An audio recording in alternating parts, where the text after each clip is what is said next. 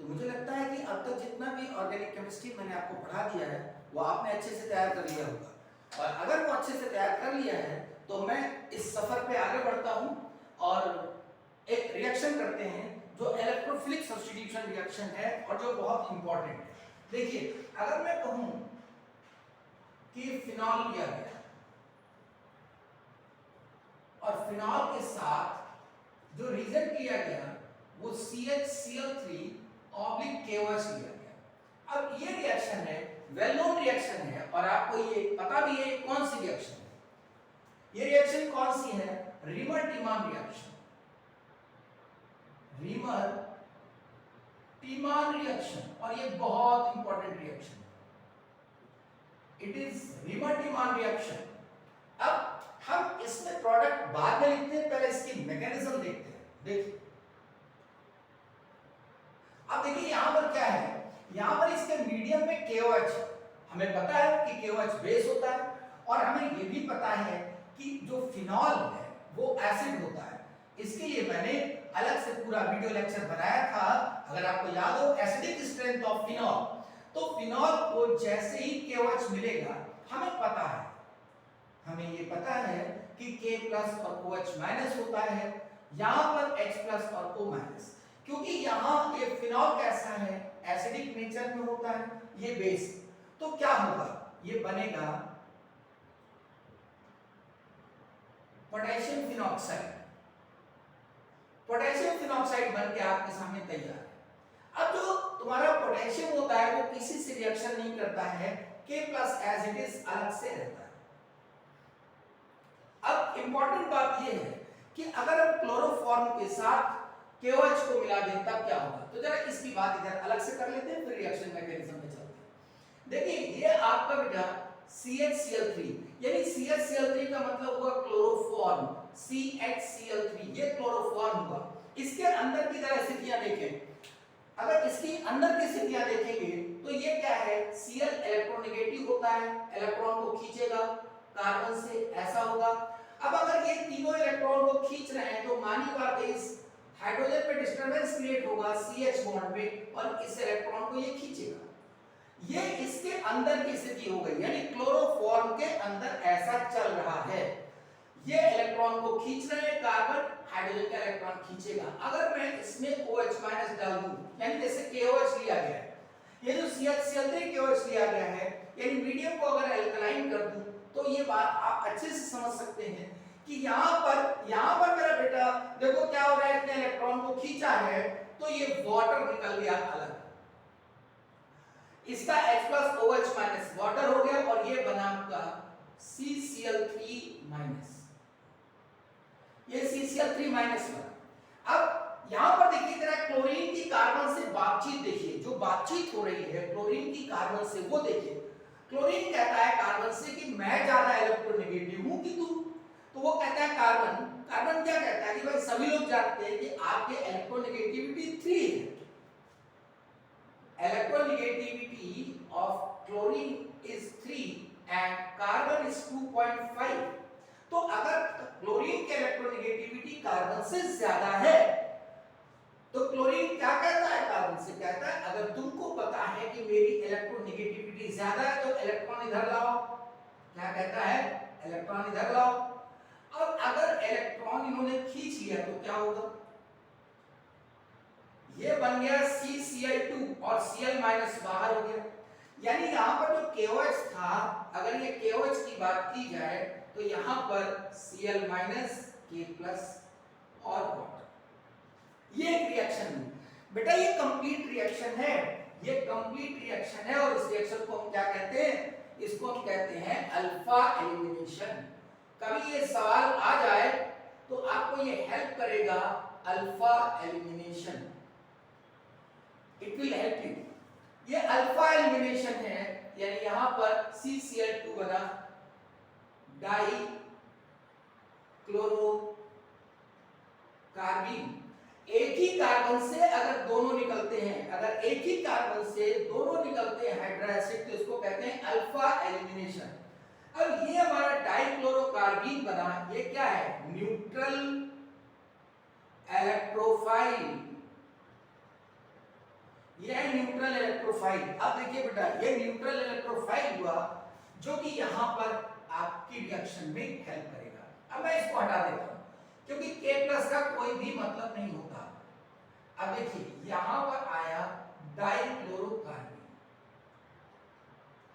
अब इसमें देखिए क्या होगा, ये इलेक्ट्रॉन ये नेगेटिव है, ये ऐसा है, तो अब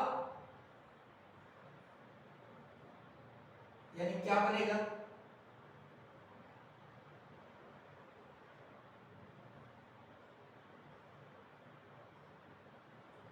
ये जो नेगेटिव था ये नेगेटिव यहां से डबल बॉन्ड में कन्वर्ट हुआ, ये डबल बॉन्ड में यहां कन्वर्ट हुआ, फिर यहां से इलेक्ट्रॉन यहां गया, इस कार्बन पर नेगेटिव आ गया, इस कार्बन पर नेगेटिव आ गया। ध्यान रहे ये बात बहुत इंपॉर्टेंट है। अब देखिए आपको पता है ये वाटर इसके अंदर है,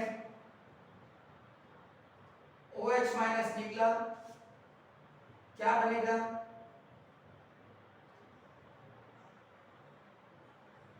CH Cl2 बना। अब देखिए यहां पर एक बहुत इंपॉर्टेंट रिएक्शन होती है, ये कीटो फॉर्म दिखाई दे रहा है आपको, देखिए यहां पर ये डबल बॉन्ड है कीटो, ये डबल बॉन्ड से कार्बन लगा है, यहां पर ये कार्बन है, बेंजीन का कार्बन इस जगह पर, ये बेंजीन का कार्बन डाइऑक्साइड, ये कीटो हुआ और ये हाइड्रोजन है, तो दिस इज कीटो फॉर्म, ये कीटो फॉर्म है। और मेरा बेटा अब क्या होगा, ये अगर इलेक्ट्रॉन को खींचेगा, oxygen is more electronegative than carbon, ये अपना इलेक्ट्रॉन खींचेगा, यहां प्लस आएगा, इस जगह प्लस आएगा, तो ये इलेक्ट्रॉन देगा। अब ये इलेक्ट्रॉन जाके यहां बनेगा, स्ट्रक्चर क्या बना,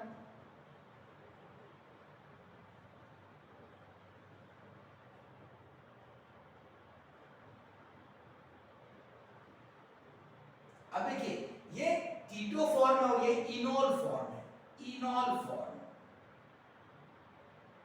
अब ये खास बात है यहां पर बेटा, ये खास स्टेप है रिएक्शन की, मैं जरा इसको यहां पर ऐसे लिख दूं, यहां कहीं साफ नहीं दिखाई दे रहा है, तो ये मैं इस स्टेप को कहते हैं इनोलाइजेशन। क्या कहते हैं, enolization. This step is known as enolization. IIT में कई बार ये बात पूछी गई, तो यहां पर फिर से एक बार देख लीजिए, ये ऑक्सीजन इसने इलेक्ट्रॉन को खींचा, इसमें नेगेटिव आया, जब यहां पर पॉजिटिव आया, पार्शियली पॉजिटिव पार्शियली नेगेटिव, तो इसने क्या किया, इलेक्ट्रॉन को दे दिया, ये हाइपर कॉन्जुगेशन है, फिर ये H+ बन गया, H+ जाके किससे जुड़ गया, इस नेगेटिव से जुड़ गया, तो यहां पर इनोल बन गया। This is keto form and this is enol form. अब देखिए अब फर्दर रिएक्शन हो रही है KOH के साथ। अब यहां पर स्टेप देखिए, ये जो Cl2 लगे हुए हैं, यहां पर 2 Cl लगे, तो 2KOH 2HCl निकल जाएगा और ये बना। अब ये बेटा यहां पर न्यूक्लियोफिलिक सब्स्टिट्यूशन है, कौन सी रिएक्शन है, न्यूक्लियोफिलिक सब्स्टिट्यूशन, ऐसे OH CH OH OH, ये OH, एक ही कार्बन पर आपका 2 OH आ गया, एक ही कार्बन पर 2 OH आ गया। मैं ऐसे लिखूं जिसमें कि इसको देखने में आपको परेशानी ना हो। 2KCl निकल गया, 2 OH आ गया। अब एक कार्बन पर अगर 2 OH है तो वाटर निकल जाएगा, तो क्या बन गया, एक important compound CH। This is CH, या वाटर हट गया, यहां से वाटर निकल गया। अब ये एलिमिनेशन रिएक्शन है। अब देखिए रीमन डिमांड रिएक्शन में पहले क्या हो रहा है, पहले KOH से रिएक्शन हो रहा है, तो आप इसको न्यूट्रलाइजेशन भी कह सकते हैं, ये सॉल्ट बन गया, ठीक है, यानी this is potassium phenoxide, this is what, phenoxide, यानी फिनॉक्साइड बना, फिर ये इलेक्ट्रोफाइल डाइक्लोरोकार्बन रिएक्शन करेगा, डाइक्लोरोकार्बन न्यूट्रल इलेक्ट्रोफाइल रिएक्शन करेगा, ये कंपाउंड बना वाटर के साथ, फिर एनोलाइजेशन, फिर न्यूक्लियोफिलिक सब्स्टिट्यूशन, ये इनोलाइजेशन के बाद nucleophilic substitution and then elimination, तब जाके ये क्या बनता है, ऑर्थो सैलिसिल्डिहाइड, सैलिसिल्डिहाइड, ये ऑर्थो सैलिसिल्डिहाइड बना। तो जैसे ऑर्थो सैलिसिल्डिहाइड बना वैसे ही बनता है पैरासैलिसिल्डिहाइड एंड पैरासैलिसिल्डिहाइड, ये यहां पर आ जाता है।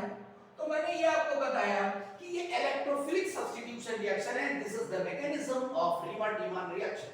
अब मैं इसको हटा रहा हूं, जरा सा बात करता हूं। देखिए अच्छे से देख लीजिए, इसको रिवाइज कर लीजिए, इसको कम से कम 2-4 बार अपनी कॉपी पर पेन से अपने दिमाग के साथ इसे करिए, ठीक है। अब देखिए मैं इसको हटा रहा हूं, यहां पर प्रोडक्ट लिखता हूं।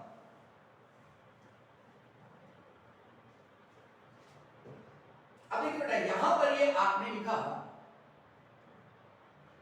Ortho salicylaldehyde and पैरासैलिसिलडिहाइड।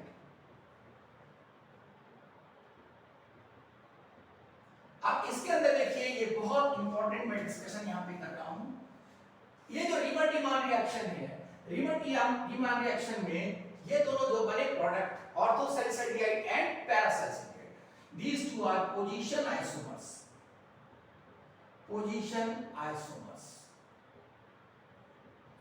अगर मान लेते एक सवाल वो देता है कि कंपाउंड ए CH KOH से रिएक्शन करता है, बी और सी बनते हैं, ठीक है।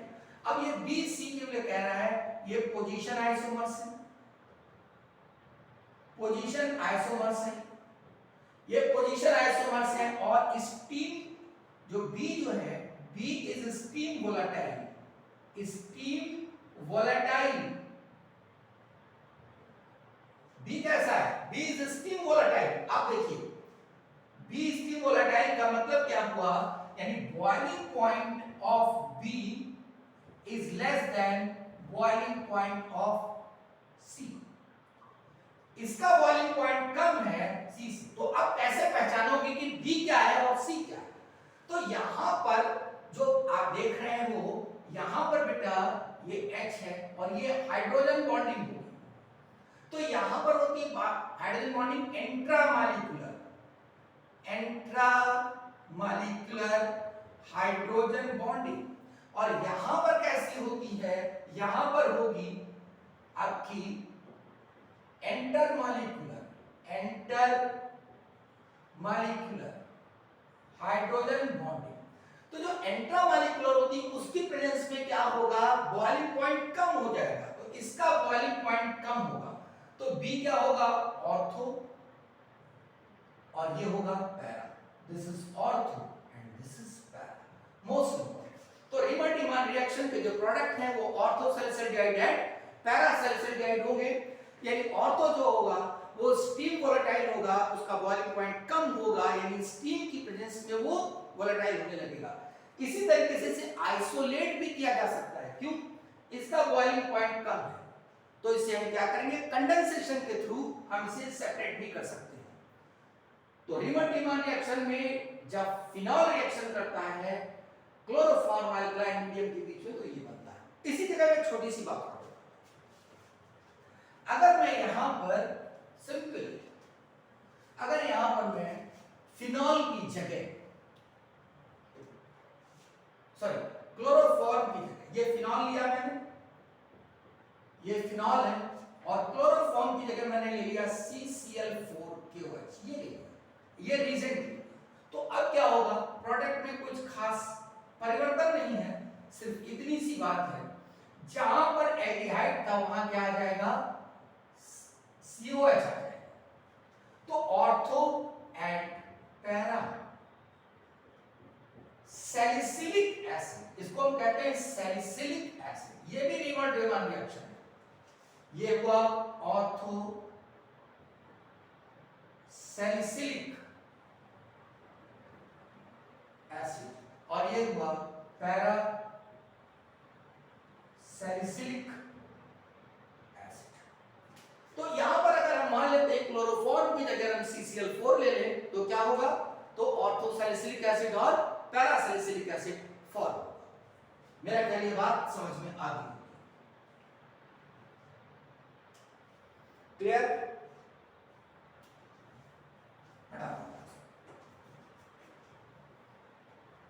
तो आज मैंने रीमन-रीमन रिएक्शन आपको बताई, आप इसको अच्छे से